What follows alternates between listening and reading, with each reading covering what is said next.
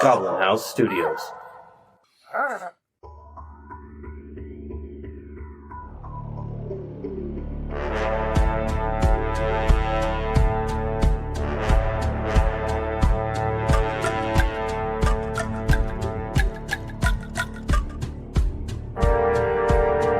Welcome to our actual play tabletop podcast.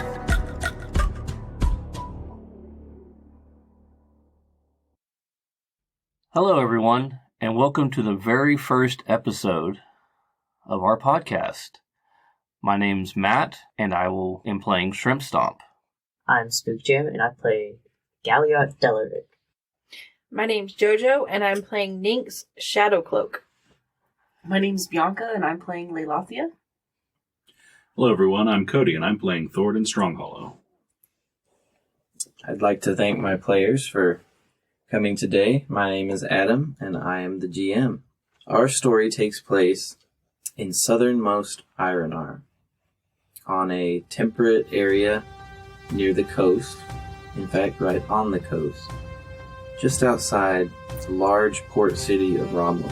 It's autumn, the trees are turning, and a heavy fog has rolled into the area. And coming from the forest, we find a goblin. This goblin is running through the forest excitedly. Oh my goodness! Oh man, she was so beautiful. I gotta tell everyone about this.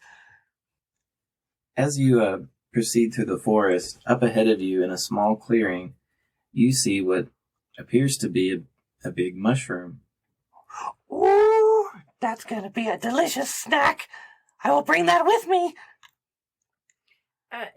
Excuse me, sir. Oh my goodness, a talking mushroom. I'm not a talking mushroom. No? No, I a gnome. Shrimp Stomp lifts the mushroom higher and looks underneath the big red cap to see. I am a little gnome that is trying to run and squirm and get away from this person that just picked me up. Oh, hello, Mr. Mushroom. Mister? Yes, you got a nice big bushy beard. Big hat, very respectable. Hello, Mr. Mushroom. Hello, Mr. Red Person? Yes, I am a goblin. My name's Shrimp Stomp. Interesting. Oh, I thank you. I just met a very another interesting person. This too. I met Umaira. So beautiful. Oh my gosh. Big, giant woman goddess thing. Big nubs. So pretty. Nubs? Yes, big ones. I rested my head on them. Could you please put me down? Oh, yes, sure, sorry. I set the big mushroom person back down on the ground. Would you like to come with me? I gotta tell everybody about Umaira. I guess? Okay, let's go. I grab their hand and immediately start running off. The mushroom creature just flailing behind Shrimp Stomp. Yes, because they're running so fast, so I'm too short, so I'm just kind of... I look like a ribbon. A ribbon Just in the wind. 1 foot on the ground every now and then to keep them upright. Episode 1, Abduction. I've been taken against my will. Well, you basically bolt out of the forest with this flapping mushroom in tow. And as I said before, a heavy fog has rolled in. And the trees start to get a little more sparse, and you come across a road, a very clear road. From what you know of the area, you know which direction to take to get closer to the city of Ramos. As you continue down that road for a bit, emerging from the fog is an ox and a cart behind it. On top of it is a just a peasant in rough, rusted clothing. And his jaw drops when he sees this little red goblin towing a mushroom behind him. And he brings the ox to kind of almost a halt as he stares in disbelief at this goblin. And then he cracks the reins and starts moving quickly away from this little guy. And you continue down the road. Help me! Yes, indeed. Help us. Which way to town? The jaw of the peasant somehow drops further. And then it turns angry, and he glares at you and said, "Hey, get your rat self out of here, you filthy goblin." Oh, thank you for the kind words, sir. Please point me to town. Well, keep heading up the road this way. Hope they skewer you. Oh, skewers are very tasty, yes. Hopefully they have some. Thank you. I swear by Satoan's hoof, this is what's the world come to. So we follow in the direction that the peasant told us to go, running up the road. Gleefully. So happy to get further along in this mission to tell everybody about Umaira. Thanks is still protesting. Ignorant of any danger. You do see a couple more peasants on your way. And one of them stops, turns around, and hurries back the direction he came through the fog. And after a few moments, you hear the trot of a horse in the fog, and then a rider appear, wearing a gray hooded cloak, a long beard, and a bow over his back. And he trots down the road and kind of pauses and turns his horse around and just slowly trots next to you and looks down at you. Hello. Help! Hello there, creatures. What might you be doing this close to the city? Oh, I'm actually looking for the city. I gotta tell everybody about Umaira. Umaira, yes. Yes, she's so beautiful. Is that a gnome in your hands? This is a mushroom that talks. Yes, I'm a gnome. Are you in danger? I don't know, I just was taken. I see. He just keeps trotting next to you, making small talk. I'm just a fellow traveler myself, heading to the city. So, what? You wish to go to the city to tell everyone about Umaira? Yes. You think they don't know about the Radiant Mother? Oh, hopefully they do to make it much easier to tell them about it. But I met her. You met the goddess? Yes. Uh-huh.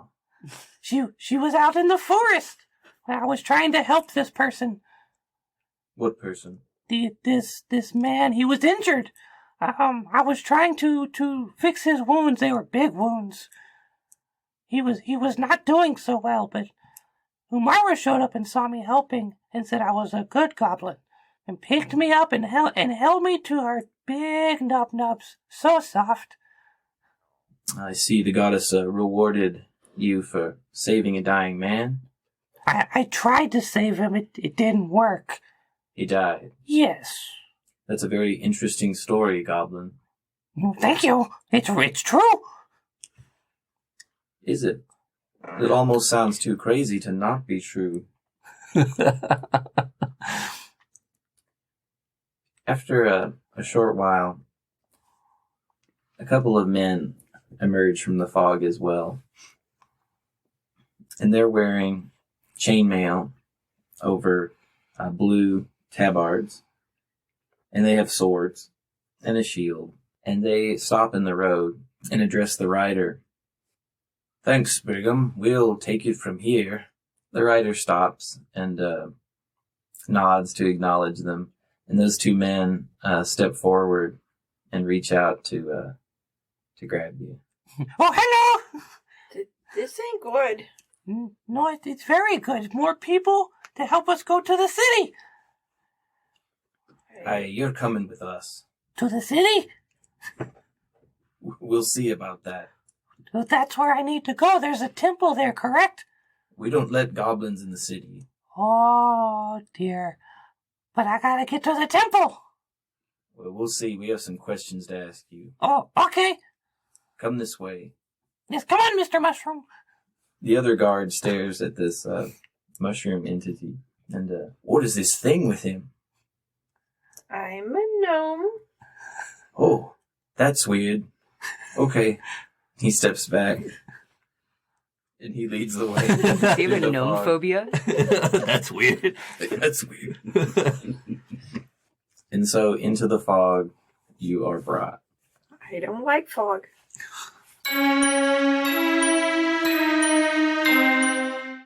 Not far from here, inside the city of Ramos, we find a dwarf standing near the water. Behind him is what's called the S1E1 stone. It's a large, unfinished block of stone that would have once been an obelisk, perhaps. It was abandoned by the god. This site is sacred to the devotees of S1E1, and around it a whole crafting district has sprung up. And all the best crafters and most successful get to work in closer proximity to the S1E1 stone. I'm going to be standing relatively close to this, close enough to reach out and touch it, which I am. I've got my hand against the stone, looking at the cracks and thinking about how it was abandoned. I just mutter to myself, "Hey, just like he abandoned me." And I just start walking away from the stone. Look around. I'm a little confused, a little lost. It's my first time in Ramos. So I try to flag down like a child or someone. There's a child running errands for one of the guilds, carrying some scroll. Oi, oi, oi. Yes, sir? I'm sorry, it's my first time here. Would you be able to point me in the direction of the bay? The bay's not far from here. I just go down that road a bit, round the bend. You'll see the sea, and just keep going a bit down some stairs, and you'll get close to the water. Okay, you say that this road right here? Aye, that one right there, right there. Yes, thank you. You're welcome, sir. Pleasant day to you. You as well. And I'll start going down that road. You come to a place very close to the water, and you can look down at the blue-green waters of the Ireno Bay. What do you do there? I get as close to the water as I can. Just kind of look out over the bay before I shrug off my backpack, put it on the ground, and strapped to the side is a long wrapped object. Parcel, you could call it. Yeah, parcel. The wrapping is like a piece of banner, like a war banner or something. I slowly undo the straps that are holding it in place, pick that up, just gingerly kind of hold it for a few minutes. And then I make just grab it, rear back, and I'm about to toss it into the bay. Oh. Do you do so? And right when I get the full apex of my swing, I can't. I stop. Mm. And I just drop it to the ground, and it hits with a very deep metallic thud. Cracks the stone a bit. It cracks the stone a little bit, yes. What do you do from there? Just kind of drop to my knees, just look out at the bay, and I'm gonna stay here. Get back up, pick up the packet, pick up the parcel, strap it back to the bag, throw it over my shoulder, and I start making my way back up towards the stone. Where are you gonna head? I'm gonna head out of the city. Hopefully, no one pays me much mind. In fact, I'm gonna throw over a hood over my head. This dwarf clearly has great burdens, it seems. You head out of the city, which is a bustling metropolis, by the way, populated by any person, people, creed, color, and species that you can imagine.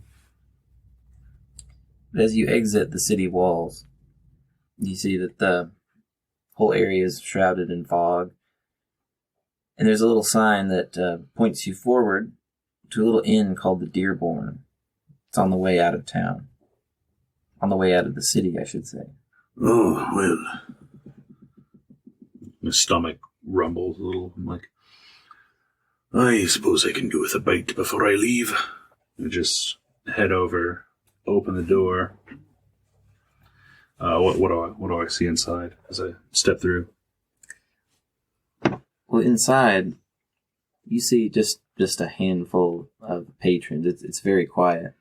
The most interesting thing you see is over in the corner is an elf.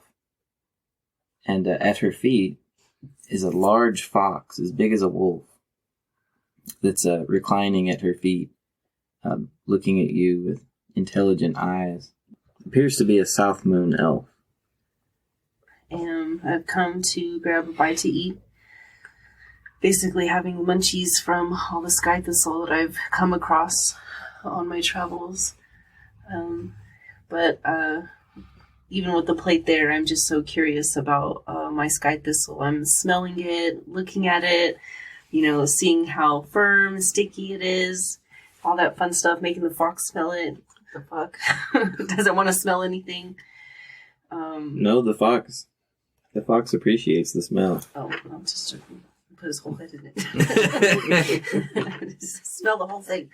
He jerks his head back to that and whispers to you, I appreciate that, Leilathia, but come now, let me have some dignity. Oh, I'm so sorry. I'm just so excited.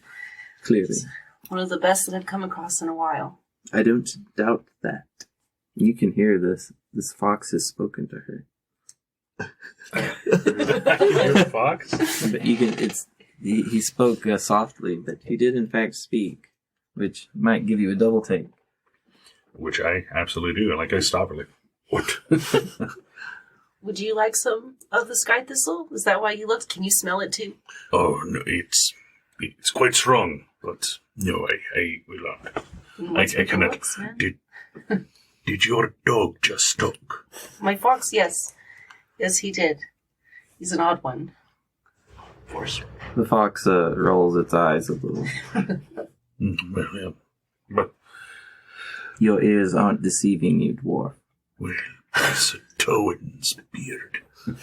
It turns away from you and lays its head on its paws and huffs. Well, I go ahead and just take a few more, like, just kind of like stare. I'm just staring at this fox for a second. Would you like to sit down? Oh, no. I just wave you off and just, like, make my way to the counter. There are no, I don't see any dwarves. No dwarves in here. You're the only one. Oh, good. The barkeep leans over the bar, which creaks. What can I get you, Master Dwarf? No. A pint of your finest beer. All right, coming right up then. And, Wait a moment. A plate of what do you have for food today? We've got lamb, we've got spider, and we've got vegetables. I'll definitely have the lamb. Lamb it is. Coming right up. The barkeep turns around and goes into the back room. And as he does, I like settle into my chair at the bar, reach in, like open up my coin pouch and look in. Only 10 gold left. Perfect. Perfect. And I kind of like tie it back up, look around suspiciously before putting it away.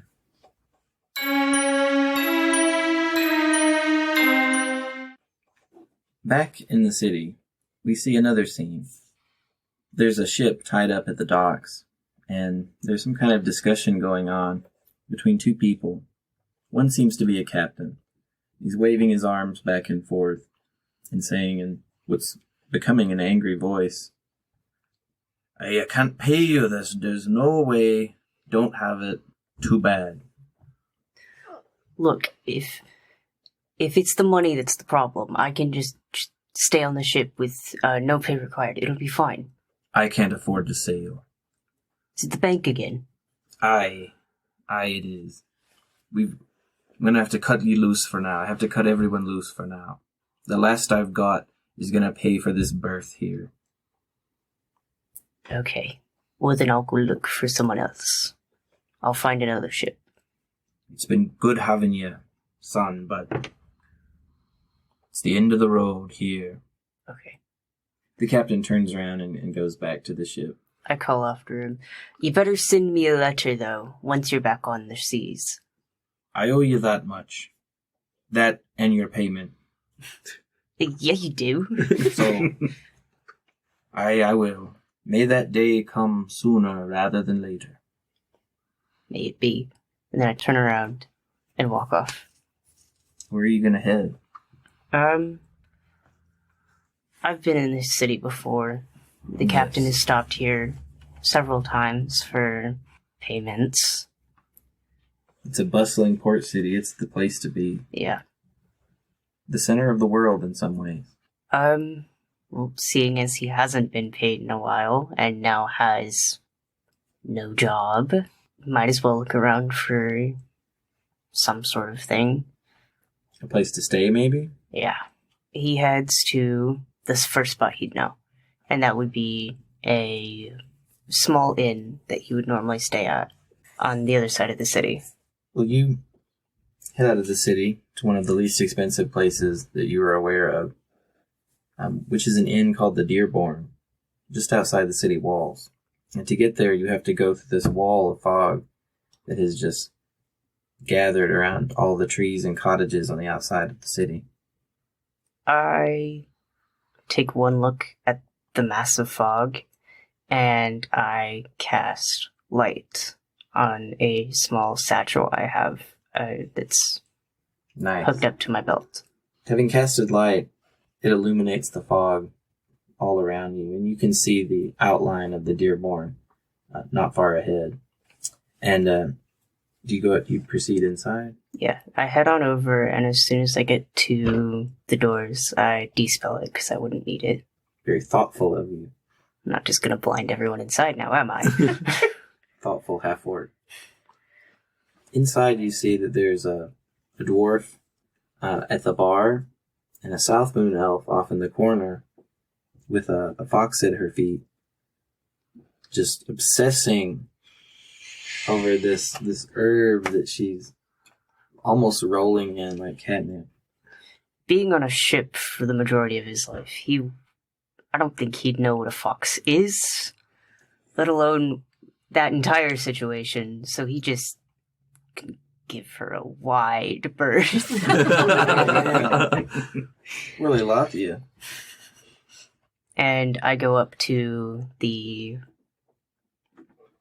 barkeep. Would I know his name? If you've been here before, yeah, let's say you do. His name is Martin. Hey, Martin. Hello. You got the good stuff? I do, for you. You know what I mean. The spiders. They're not popular, but I'm glad you're here to eat them.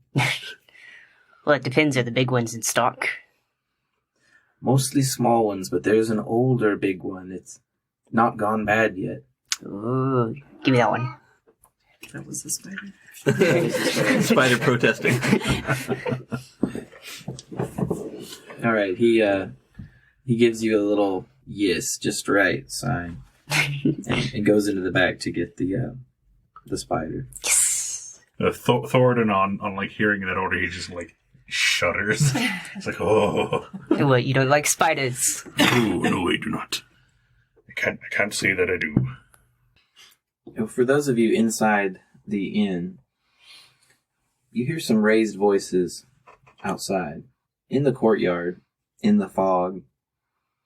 The two city guards have led Shrimp Stomp with Ninx in tow into this area, and they're grilling him. Why are you here? I told you, I am here to go talk about Umaira. I need to go to the temple. I've heard the bullshit. Why are you really here? Because I met Umaira, and I need to tell everyone about her. And it's not some scheme to tie someone up and drag them back to your hole and skin them alive, is it? No. Or steal? No, I've got my own stuff. I don't need to steal. Sure. The other guard says, why don't we give him a one-over and beat him up with the club? No, thank you. And we're seeing this, right? We can. Any of you go to the window can see this is happening. I am there Oh, at the window. yeah, I'm just kind of wandering around. I could see it. What is that smell? Something putrid is in the air. I'm not sure the source of it yet. It might be red, though. Nose, so all she can smell is her weed and not Sky thistle. Sky thistle. Sorry. Nix is just kind of there in a panic. Excuse me, guys. Yes, boy. Boy. My name is Nix, and I would like him to let me go. We can see to that. But nicely. He looks at you with a bit of confusion as he grabs Shrimp Stomp's hand and squeezes it. Ow! And tries to pull him away from you. I said nicely. He raises his club over his head just to emphasize. Can I walk out and just pick Shrimp Stomp up by like the scruff of his neck? Just hold him up in the air out of this guy's way. You walk outside, and this guard with the club has his back to you. The other guard steps forward and holds his hand out to make you pause. Hold up here. This is official city business. Well, what's going on here? We captured this little rat monster trying to get into the city. Rat monster. The goblin. What is he trying to do? Who knows? Pillage, steal, abduct, What are you torture. trying to do? No. I'm just trying to talk about Umaira. I gotta get to the temple. Yes, that Umaira. The big, beautiful one. I met her. These guys don't believe me. We don't believe it because it's blasphemy. No, it's true. It's not just a lie. It's a disgusting lie. I met her. She was beautiful. She picked me up and held me. Galliot's just watching this, looking between the two. I walk up to the orc and I tug on his pants. Yes. Mushroom man? My name is Nix. Ninx. Thank you. And he, pointing up to Shrimp Stomp, he was gleeful and excited when and she stops and she thinks for a minute, trying to think of a Nice more word. diplomatic, not saying abduct or stole. Invited When he me. picked me up to try to make me a snack of my hat. He tried to eat my hat. It's a tasty-looking hat. I'm with you there. It looks absolutely delicious. But it's my hat. Mm-hmm. And I pop a spider in my mouth. Yes. But he was excited and he was gleeful and he picked me up on his way, bit my hat, and here I am.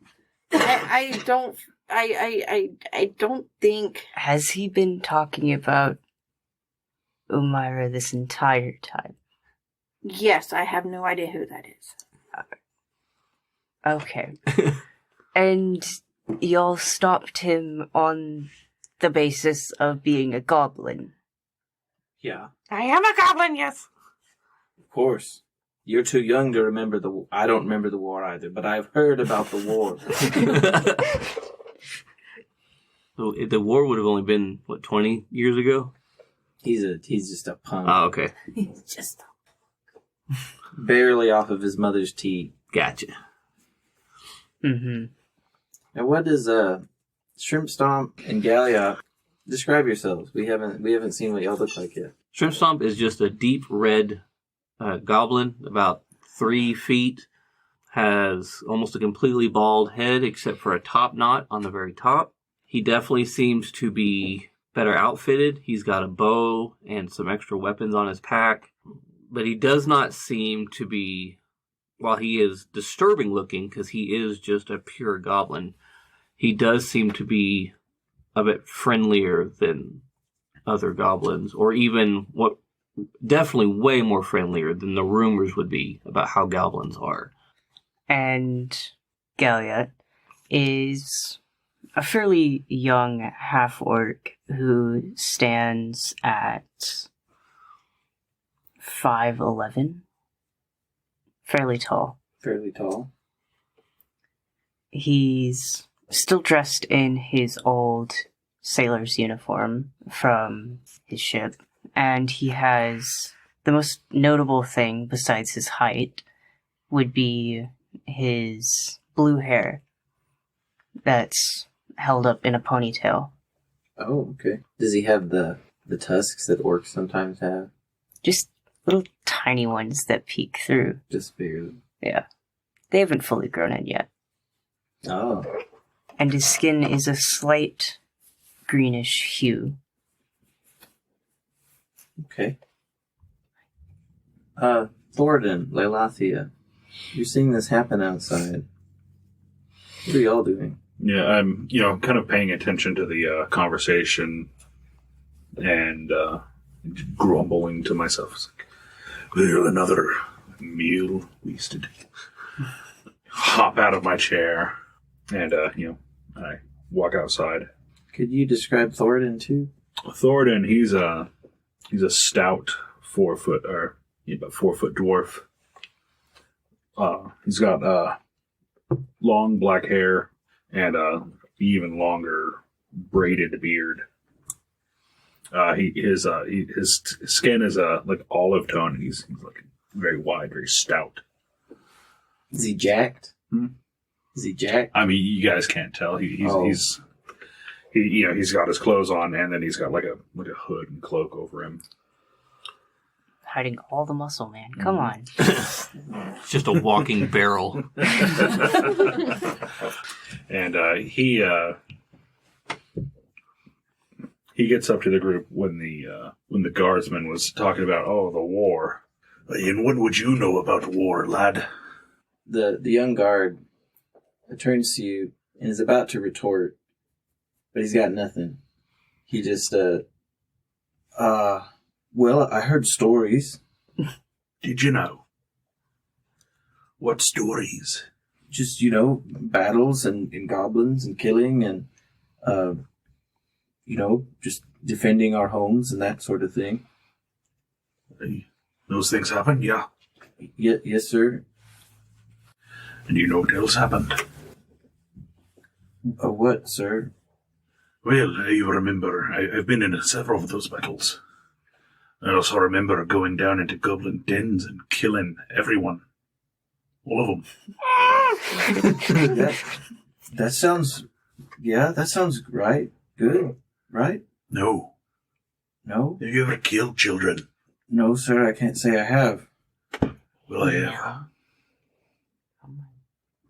There's nothing... They were goblins, though. There ain't nothing glorious about it. Yes, sir.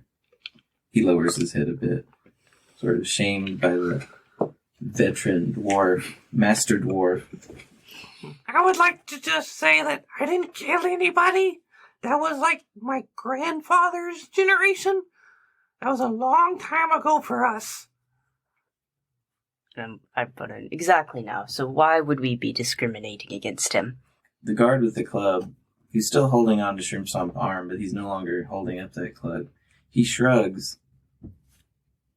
He's like, why doesn't everybody get it? It makes sense to me. He doesn't verbalize that. He doesn't get it. What does Leilathia do? She comes outside with her bag of sky thistle and She's just wondering gathering why now. everybody's just so angry. Maybe if they had some sky thistle, everybody would calm down. And we could take Shrimpstomp away. Could you describe yourself too? I am 5'2". I have red hair. I have...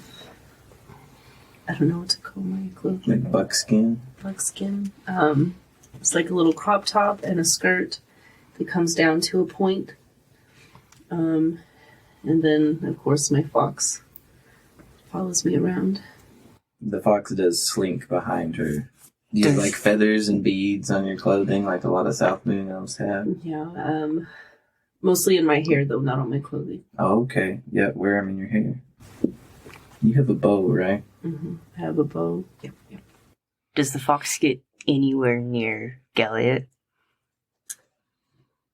It's very close to Leolathia, but is on the other side of her and is not really making any move to get close to anyone.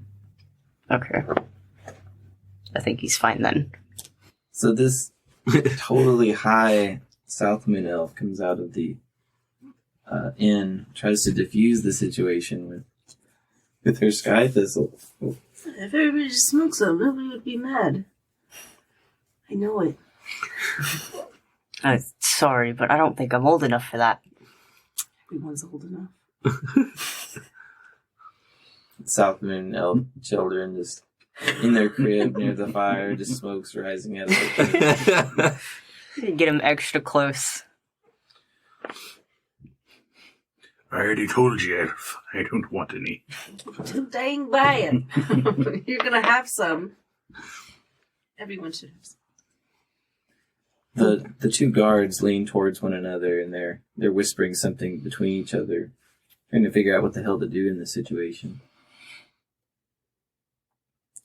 When you hear the claps of a galloping horse come down the cobblestones in the road, and out of the fog comes a rider. Is a rather tall man with a dark skin, blue robes, and a blue, very fancy-looking silk hat, a long black beard. Is atop a well-groomed horse that kind of screeches to a halt, not far from the inn, very close to where y'all are. Hey, watch it there. He looks at you through. He doesn't have glasses. He looks at you for a moment with a furrowed brow and dismounts. Is this the same guy that we encountered earlier? No, that was a gray-cloaked man with a bow and, let's say, a blonde beard. The city watchmen kind of are taken aback for a moment and listen, step forward and listen to this man. He gestures to the two guards and very quickly gives them a couple of orders. You two, I need your assistance. We've got to do something. The guards look at each other, kind of confused. I'll need a protective detail. I've got to warn Alessandra and Delsinora. Someone's coming for them. The guards seem to almost understand what this might mean and look at each other. And the man snaps his fingers. He seems like a nobleman to you. He has that sort of countenance. There's no time to waste. Come on. So as this mystery nobleman insists to the guards that he needs to warn Alessandra and Delsinora, one of the guards feels compelled to go with him. He turns to the dumber, younger one and says, "You stay here. I'll try to sort this out." As he walks away with the man in blue robes, he says, "I'm not sure where Delsinora is at the moment." The man in blue robes, "We have to find her. Time is not on our side." And they depart into the fog. What do y'all do with this lone, dumb and young city guard, having heard that there's something going on out there?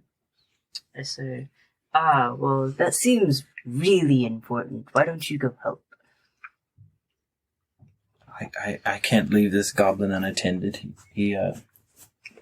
We'll keep an eye on the goblin. What do you mean unattended? We'll keep him out the city. Don't worry. You're not members of the city watch, though.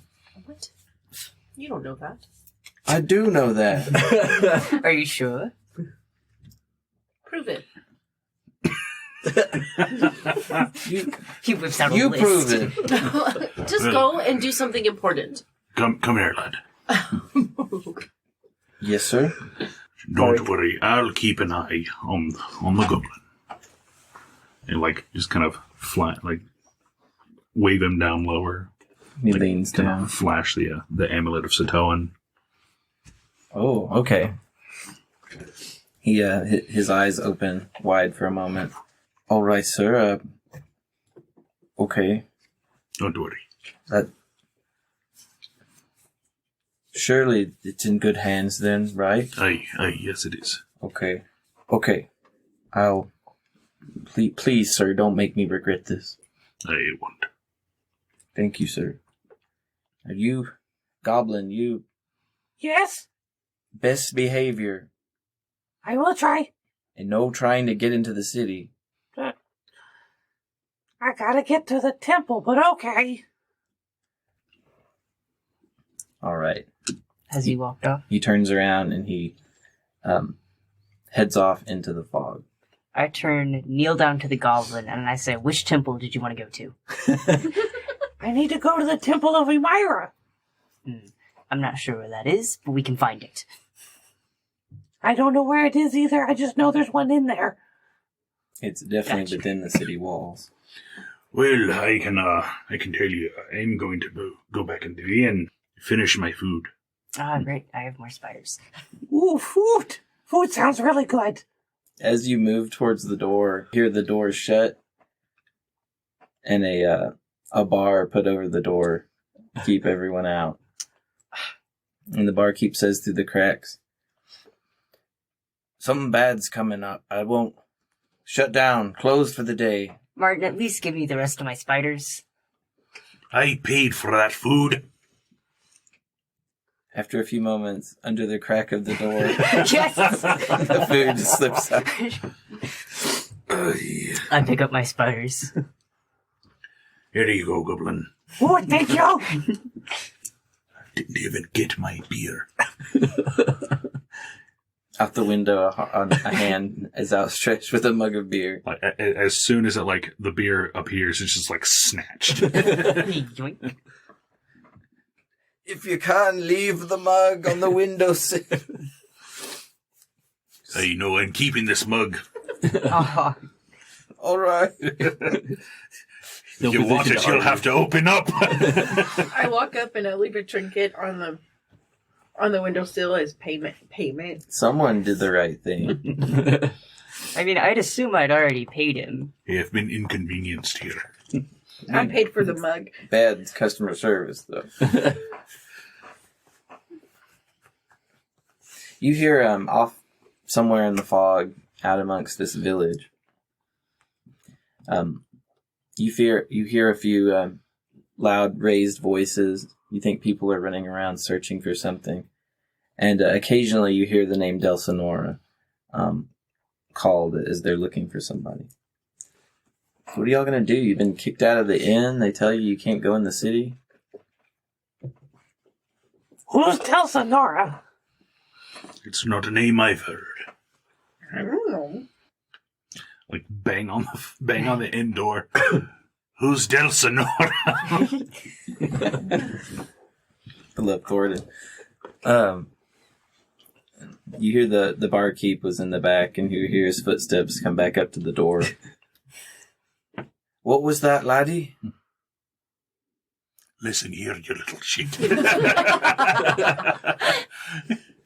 I said, who's Del Sonora? Oh! I don't know her well. She's some kind of wizard that's come to stay in the village, hiding out from something.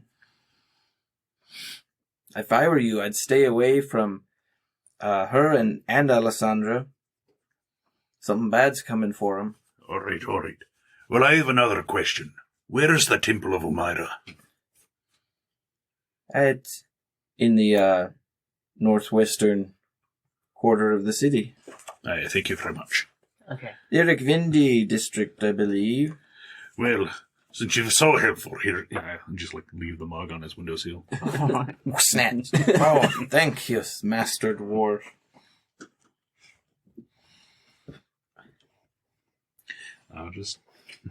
Well, it's in the Iravendi district in the northwest corner. Oh, that explains a lot. What if we put something? It does indeed explain a lot. What if we put something over Shrimpstomp and we secretly take him to this place? Well, I have a disguise kit. Kit? Kit. Did you buy it? Part of his. Had it. Oh, I've had. It's just mine, bro. My parents gave it to me. They existed. Well, You know, draw a funky little mustache. No one will know he's a goblin. before we do anything, the little man needs to have a bath. He reeks. No, I don't. Is that what that smell is? Aye. Oh my gosh. You've never smelled goblin before. No. It's quite putrid. Don't go looking for smells like that. I don't That's for smell sure. anything. I have a very proud smell, thank you. I have worked on this for years. But if you want to get into the city, There's a bathing law? No, but they're gonna know. Mm. They'll smell you before they even see you. Dude, okay, you're gonna go to the temple in like your most weakened and dishonorable state of being clean. Don't you want to? Don't you want to show the clergy there how important you are? But I bet you Myra didn't care about how bad he smelled when she gave him a hug. She didn't. No, now see, I was nice and stinky and greasy, and she loved it, rubbed me all over her. Oh. I can't disappoint her by not staying the same way I found her. Nick goes up to the door and knocks on the door for the inn. This is why I don't use. I may as well stay by the door. What do you want? Actually, I could have just snuck in. Do you have a bag of onions that are on the more we need to throw them out? I could put some onions in a bag. Got any old spiders? And The inn is closed. I grab as many of my little trinkets. Those don't look valuable at all. Oh. I cry.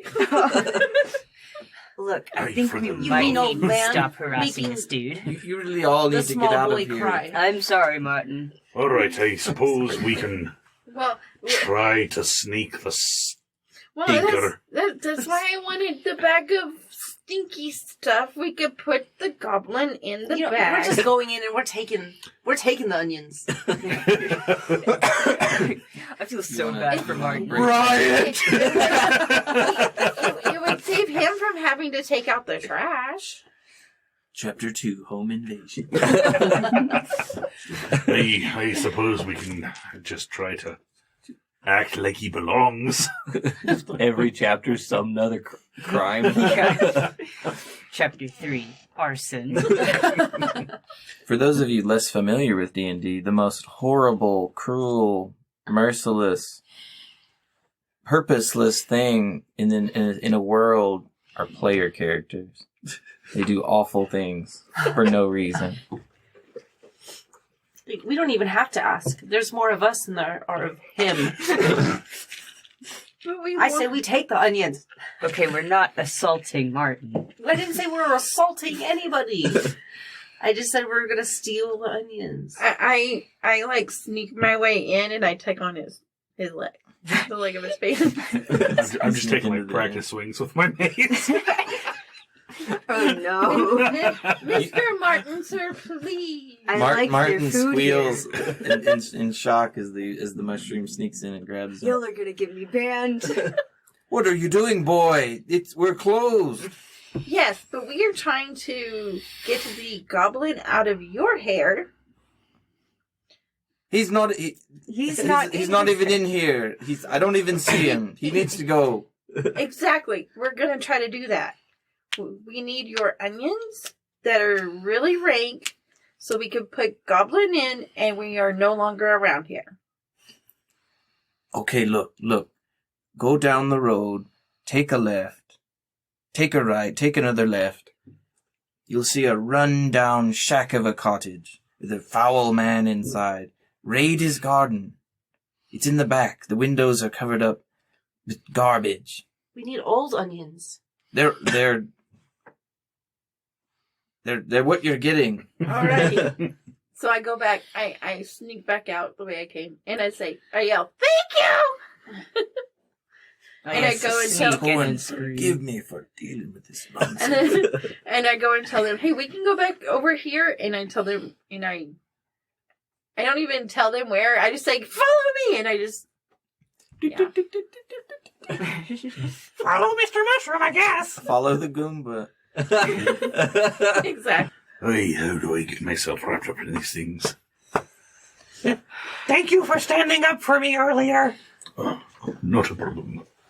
I like just reach out this big dwarf hand.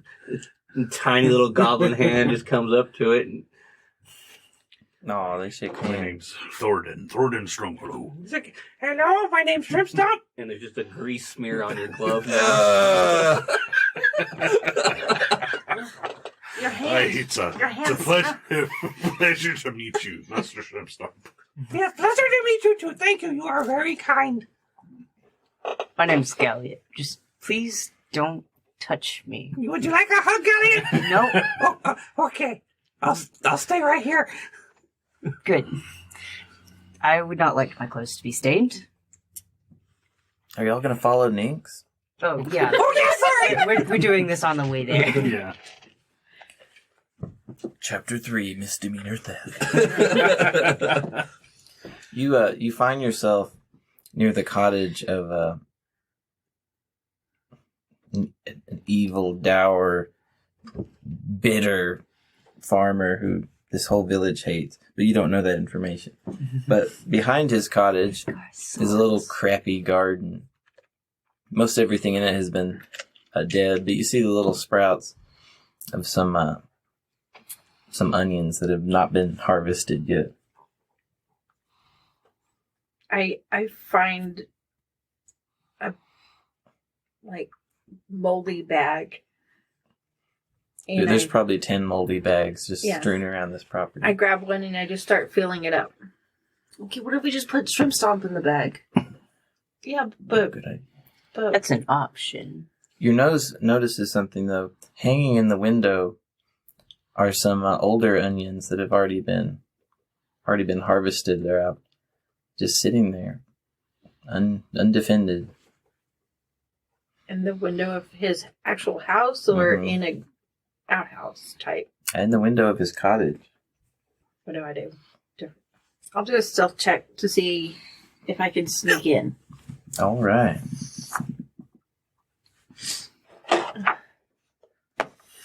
19. Plus 1. So it'll be 20. You're gonna go all the way into his cottage, or just through the window, Just- or what? Up through the window. As you get to the top of the window, you see a garbage-strewn cottage. There's an old man holding a bottle of whiskey, completely asleep on a cot. You can steal those onions. Okay, I steal the onions and I leave a mushroom. As you put your little currency down, you hear somewhere off in the fog, you hear a woman scream, but it's a choked, strangled scream, almost like it's a person struggling to breathe, and the shouts of some men. And at the sound of this scream, that old man opens his eyes like a corpse opening its eyes. And he looks up and he blinks a few times, confused at what he's seeing in the window. I just run. You just run. I'm gonna stay and fight for these onions. I already have them. He just he sees the He's a mushroom. sees a mushroom running, so I mean he's blinking, so he's probably confused as to what he saw. He scratches his head and just shrugs, and he must have imagined it, and he goes back to sleep. So did we all hear the scream? You all or heard the just- scream. How close Okay. are they? Sounds like they're not far away. Are they within 60 feet?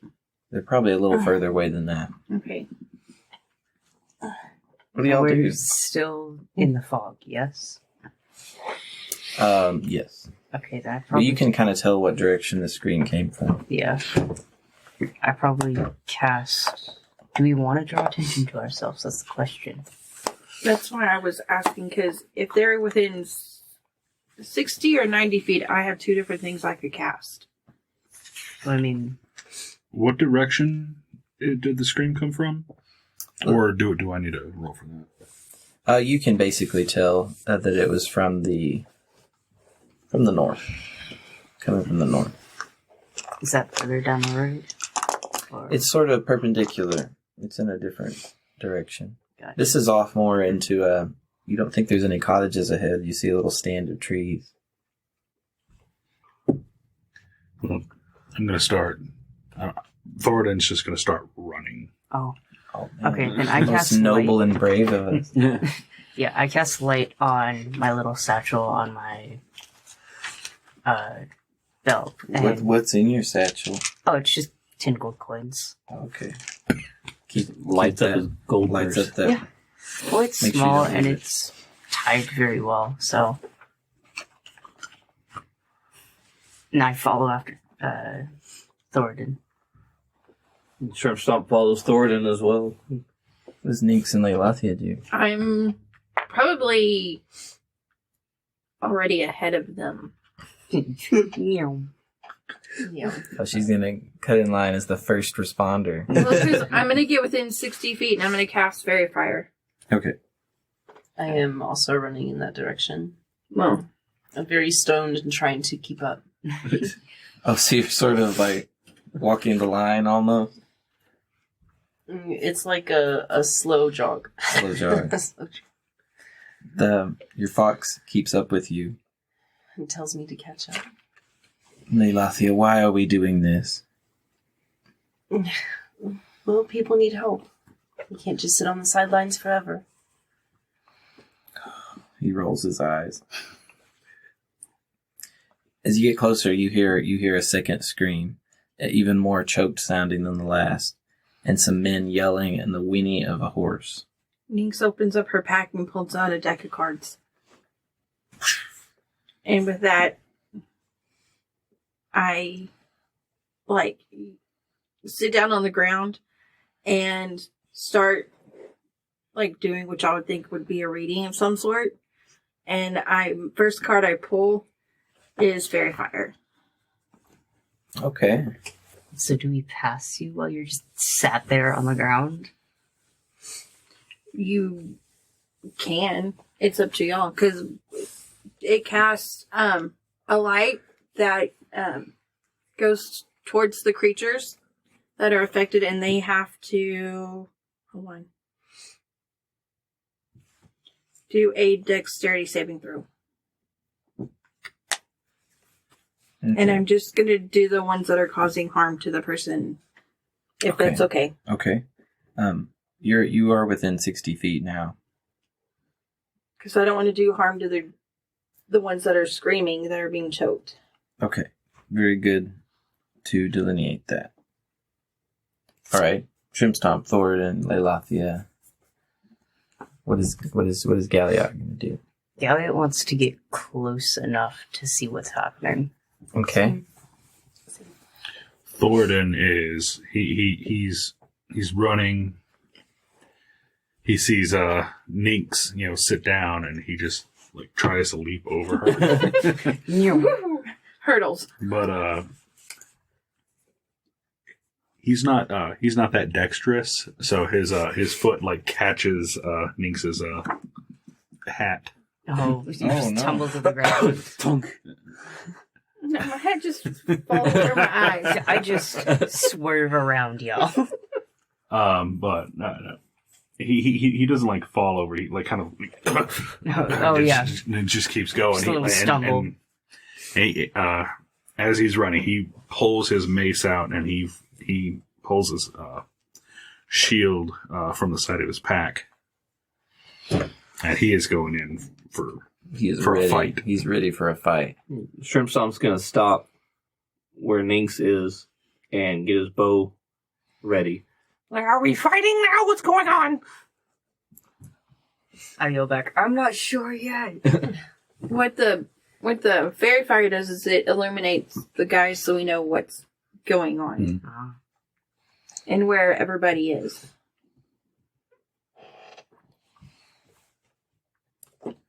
All right. Nynx, you can cast your fairy fire. Alrighty. Do I need to roll? No, it's No. just a dex I think save. just they do. you have to do a dex saving throw. And I forget what I used. My wisdom modifier, right? Your wisdom modifier plus your proficiency plus 8. Proficiency being a base So value that everyone has depending on their 7 level. plus 8 is 13. 13. They have to beat 13, correct? Yes. Okay.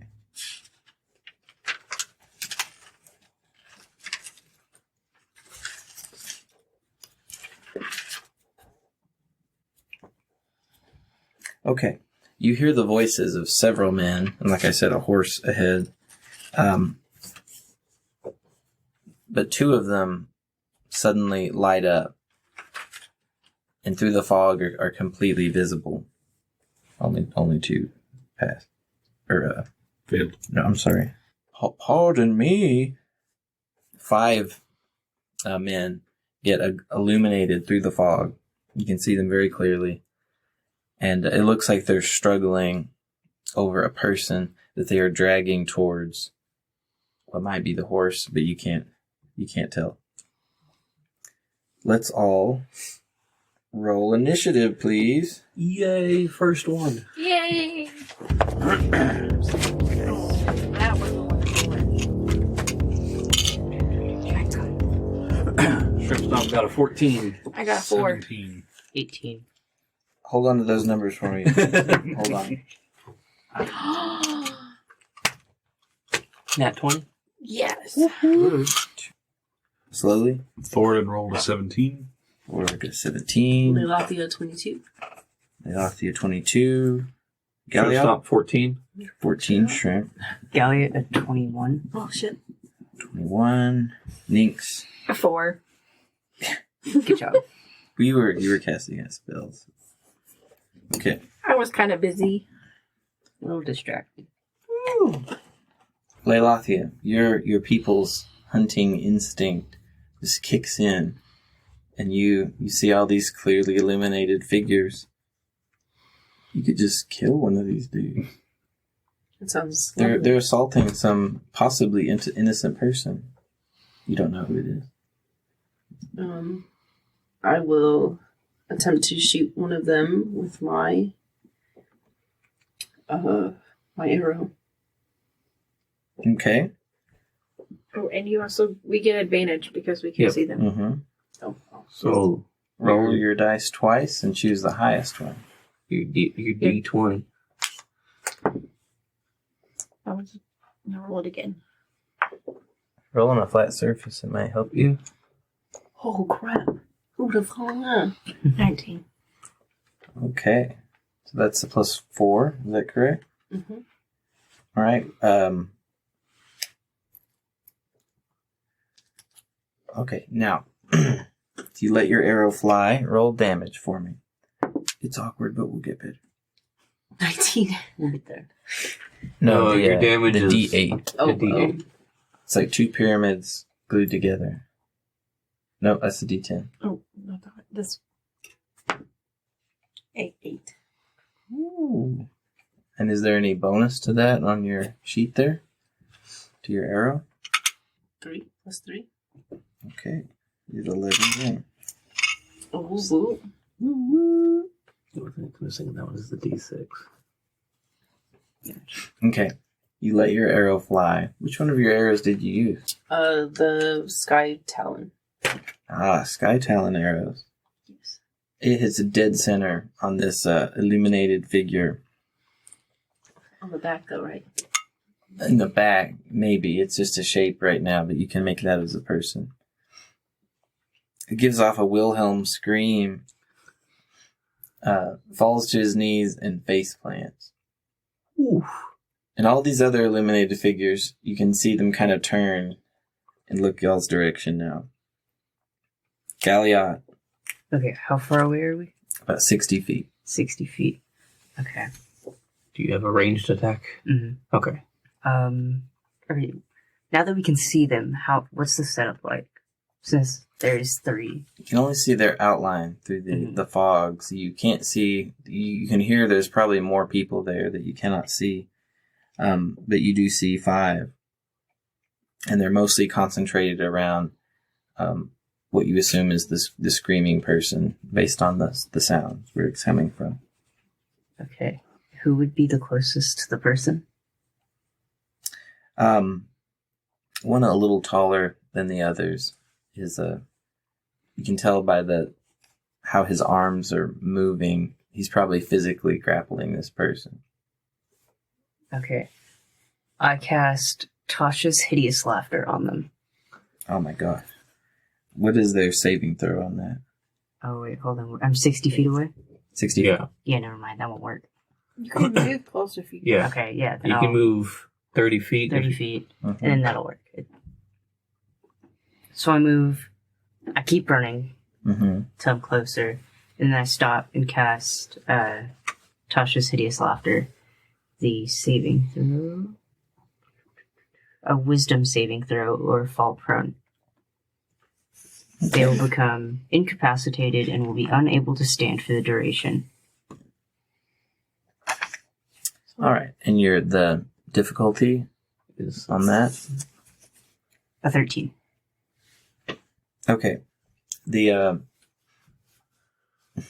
figure, you begin hearing one of the most awful laughs you've ever seen. A hoarse guffaw that sounds pained as it's forced to do so against his will. And you see him fall to his knees, taking the figure with him, and he's just on his back, just cackling and probably with tears in his eyes too. A horrible sound. So he's on the ground. He's on his back, prone. Gotcha. That takes 1 action, so I'm pretty sure that's all I can do. Okay. Through his laughter, he is able to huff out the words, "Kill them." But he loses his tone. Thoradin. All right. Well, I'm going to move up 30 feet. Get next to young Galliot. Yeah, it's Galliot. And use my bonus action to pull out my crossbow. Okay, you got your crossbow out. What are you going to do? I am going to take that crossbow. Shove it up. I'm going to take a shot at the closest guy outlined in Fairy Fire. Okay, so the scene we have here is there appears to be 2 ranks of these men lit up by the fairy fire. Charging towards them is Thoradin and Galliot side by side.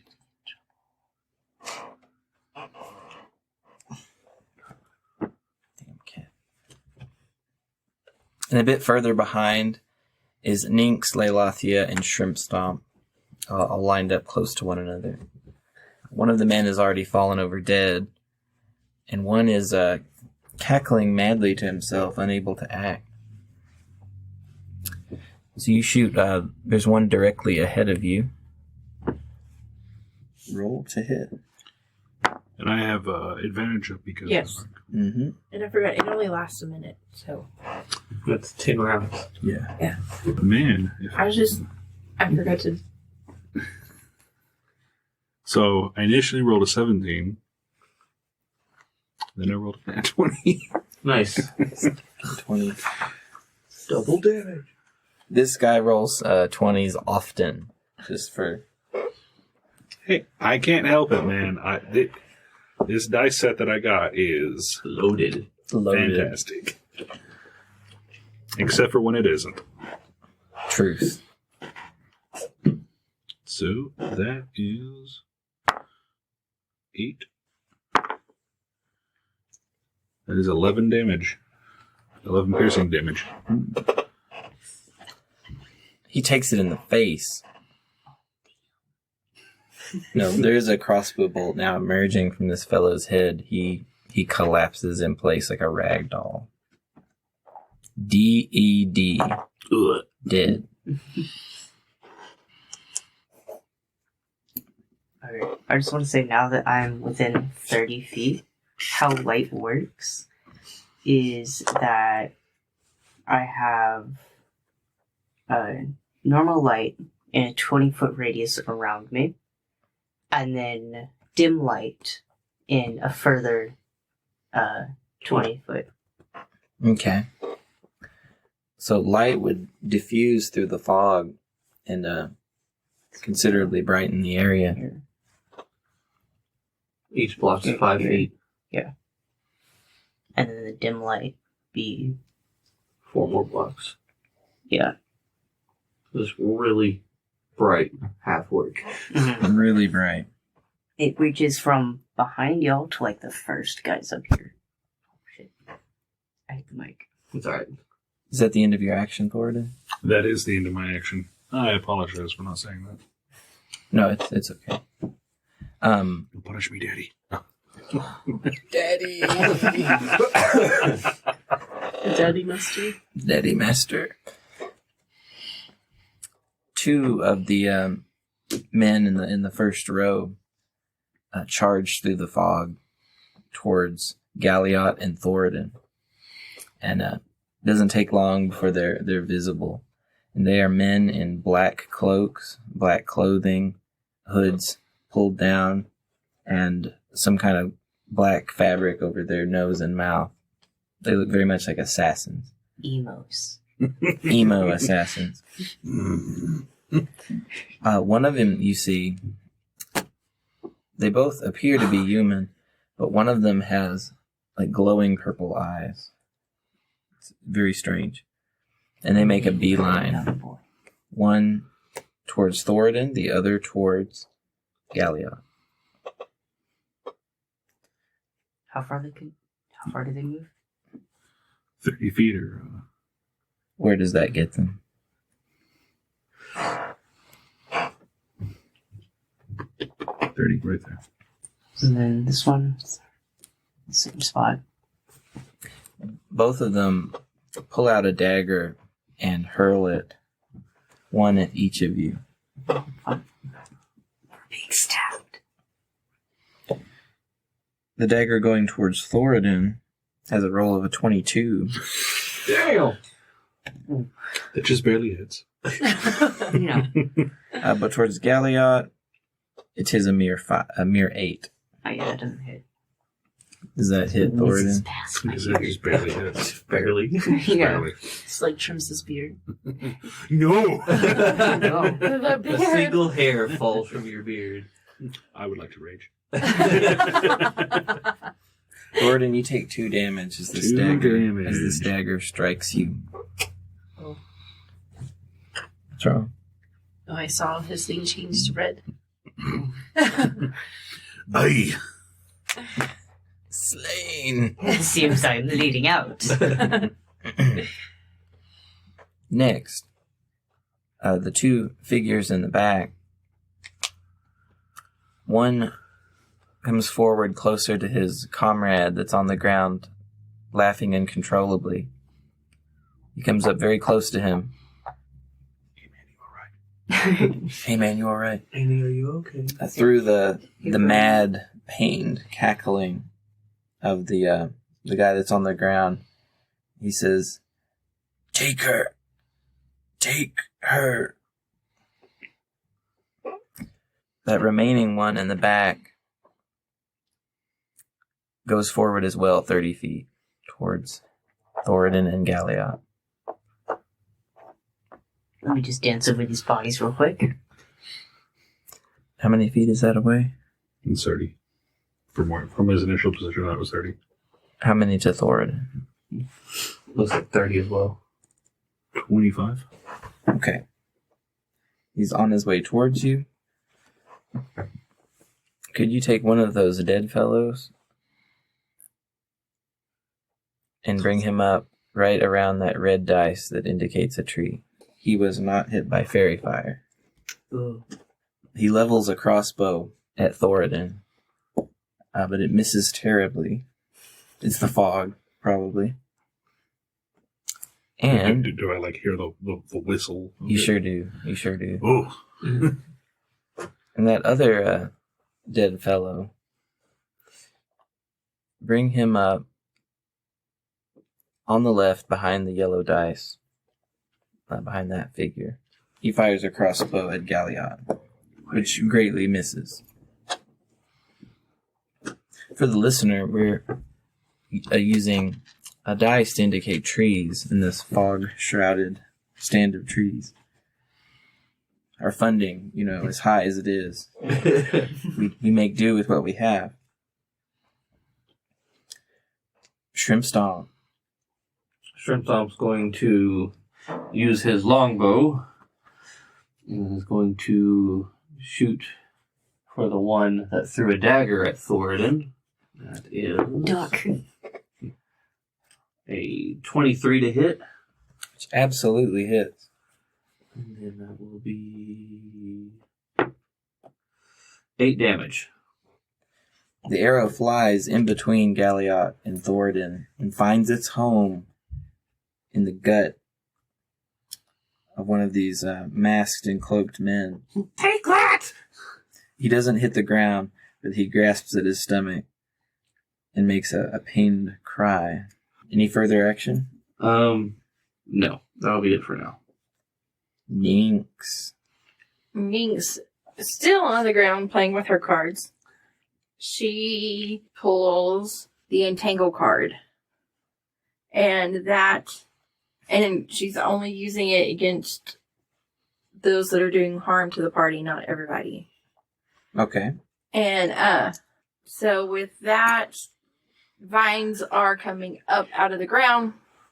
They have mushrooms and sprouts and but a creature has to succeed on a strength saving throw.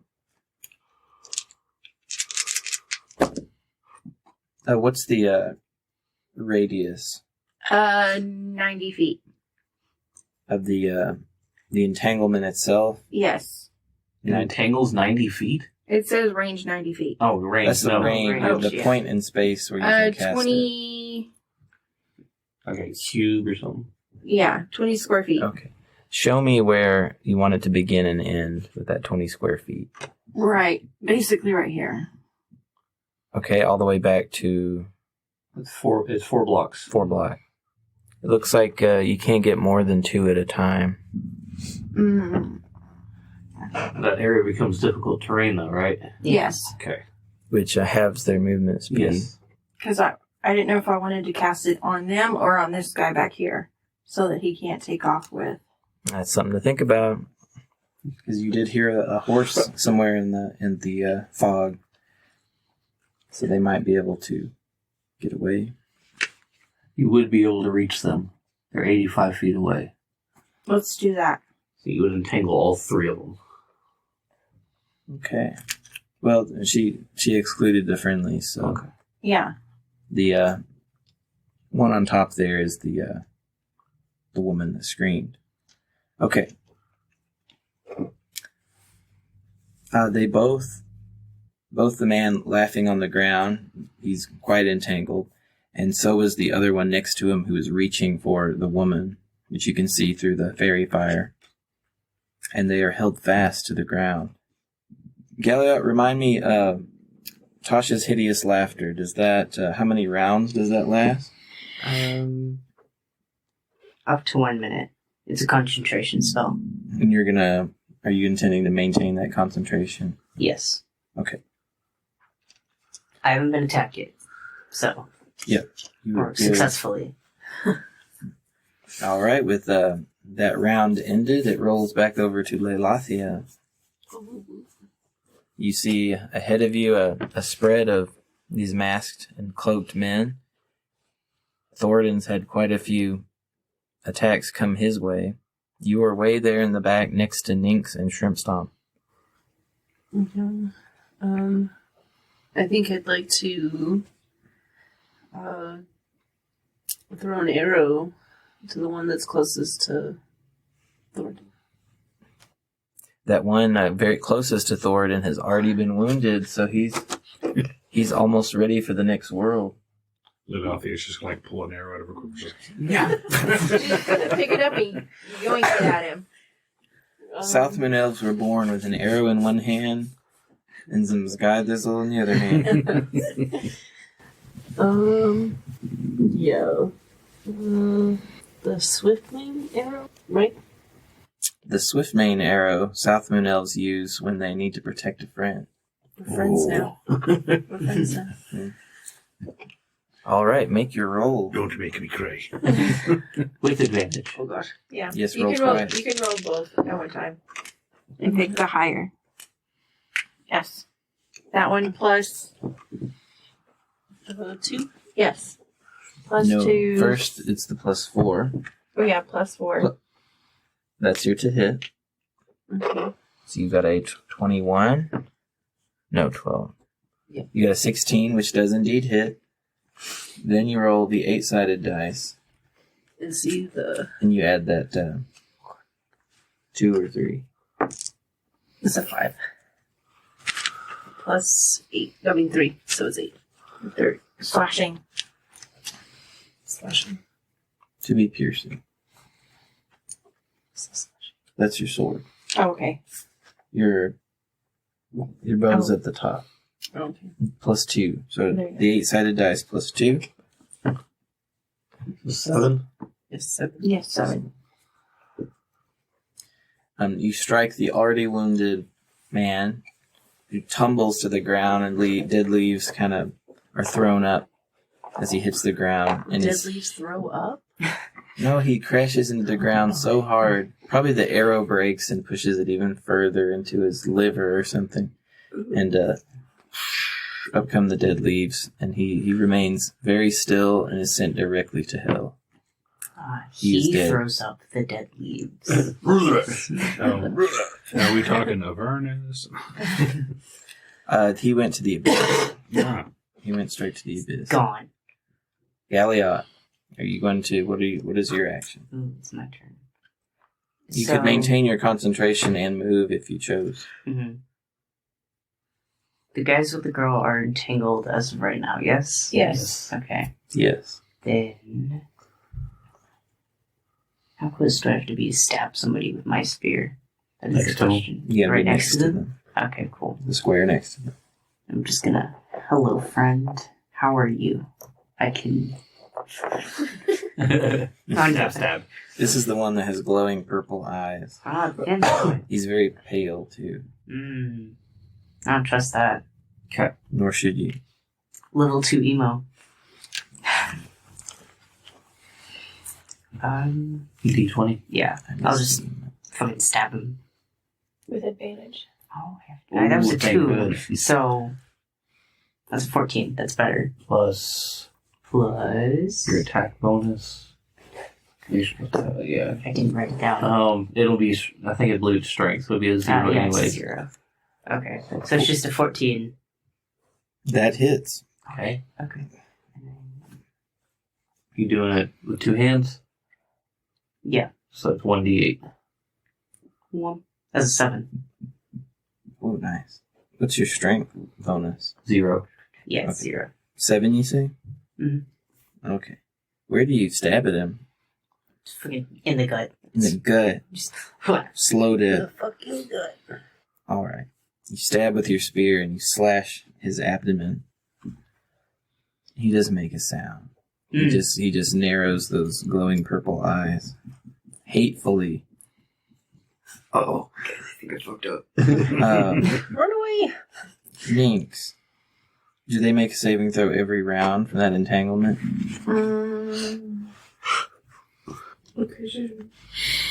I believe so. Let's see. Yes, the creature restrained by the plans can use its action to make a strength check against your spell save DC. Once on a success, it frees itself. So every round, it's got to check to try to free itself. He struggles against the vines, no longer laughing, but instead growling in anger that he's unable to break free from it. He does have his arm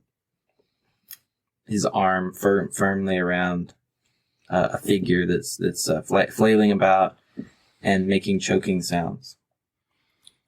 Thoradin. I am going to move up 30 feet. Ooh, this guy gets an opportunity attack if he wants.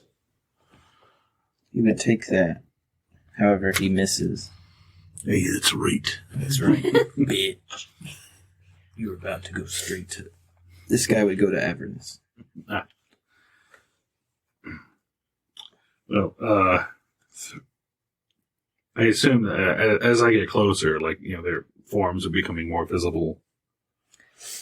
Yes, just like the one in front of you that was dropped.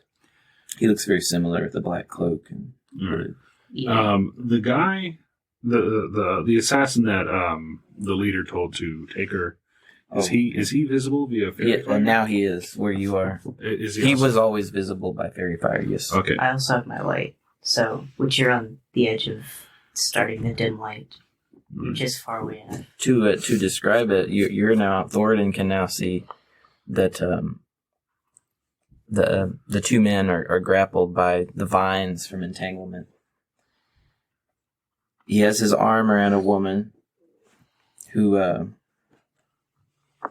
is just thrashing about in the leaves. All you can see of her is a green cloak that's all wrapped up because of the conflict. He's got short brown hair, and there's something metallic and purple around her neck. Mm-hmm. And she is grappling against this, which seems to be choking her. Mm-hmm. Well, I am going to cast Guiding Bolt on the guy's henchman Okay. to make sure that he doesn't break free and grab this woman to leave. Well, that is a 18 Absolutely hits. plus 6. Describe Guiding Bolt to us. So in my hand, like a ball of just sunlight seems to just manifest itself, and I just hold it out, and the light just streaks away from me and towards the assassin. How much damage does it do to him? He takes 4d6 damage. Holy cannoli.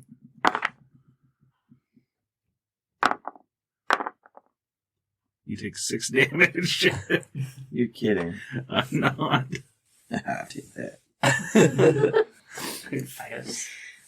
Is it like actual heat or just light? No, that's radiant damage. Okay.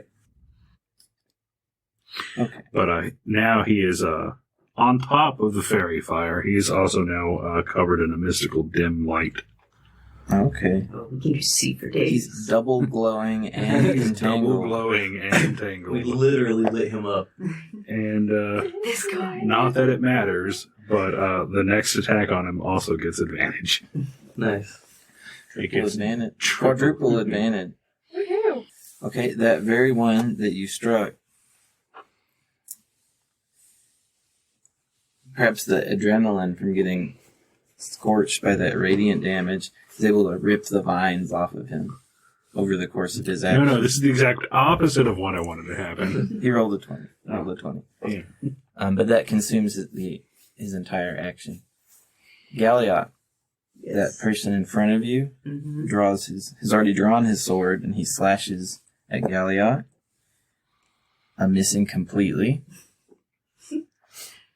The one behind the tree, very close to Galliot, emerges from behind the tree with a sword and attacks Galliot as well. Aha. What is Galliot's AC? 14. He does not hit. He slashes at you. You just too, Dodging and weaving. you're They too can't get good. me. You're too good. Sailor swag. I'm a baller, man.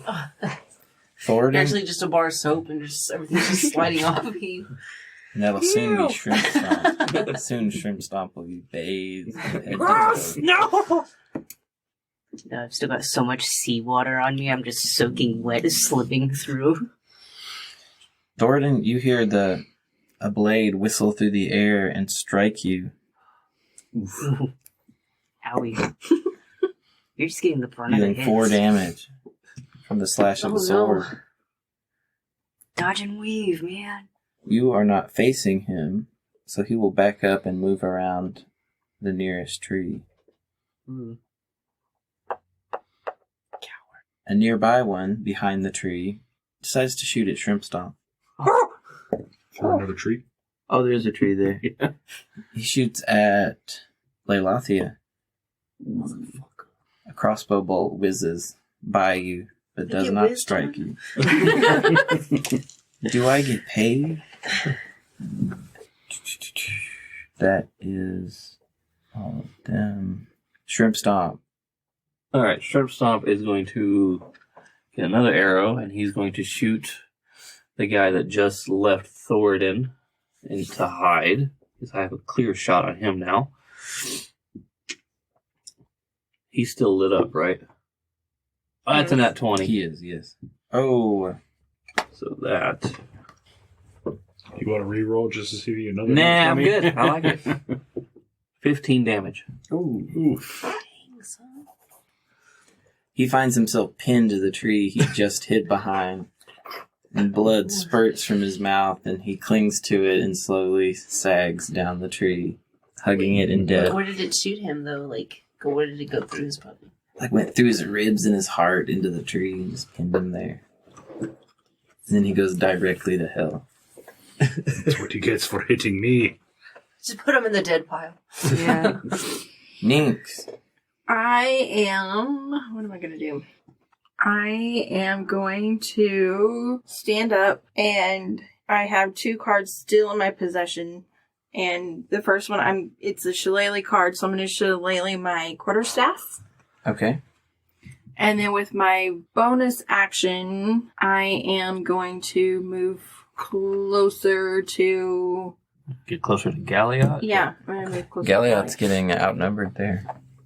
I can only move 25. Alright, that's all I can do right now. Okay. And that was the end of the round. We've got Leilathia and Shrimp Stomp way in the back, firing arrows at the enemy. Ninx is just charged up with an enchanted quarterstaff. You laughing at my word choice? She's about to bonk someone with a shillelagh. Disrespectful players. Galliot finds himself flanked by 2 different men with black cloaks slashing at him with swords. Thoradin has his attention fixed on these people trying to kidnap this woman. They be hurting too. And there's one remaining fellow off in the trees waiting to snipe someone. He's hiding like a coward. There's still this struggling woman being grappled by these 2 men. It seems like they're trying to drag her towards a nearby horse. However, we will have to wait until next time to see how this is concluded. Will the heroes rescue the maiden? Will they survive? Will Thoradin be hit further in this battle? We'll find out next time. Thank you for listening to us. We are Goblin House Studios, and we can't wait to see you next time. Thank you. Thank you, guys. Bye.